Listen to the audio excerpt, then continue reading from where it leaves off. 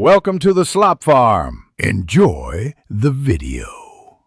You already have the essentials: an active Apple Music plan, the Apple ID you use for it, and your Echo Pop on the same Wi-Fi as your phone. Now open the Alexa app and tap More, then Settings, then Music and Podcasts. This gets you straight into the place where Alexa manages services.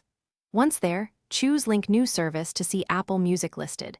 Make that choice to begin the sign-in and permission steps that let Alexa access your library and playlists. You'll enable Apple Music inside the Alexa app. Tap Apple Music and then Enable to Use.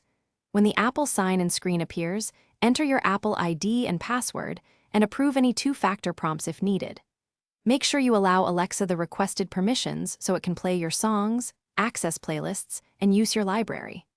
Once signed in, Alexa registers the connection and may ask to confirm which Echo device to link. Choose your Echo Pop so voice commands target that speaker.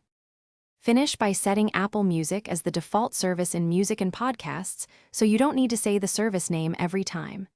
Then test with a clear command, for example, Alexa, play my chill playlist.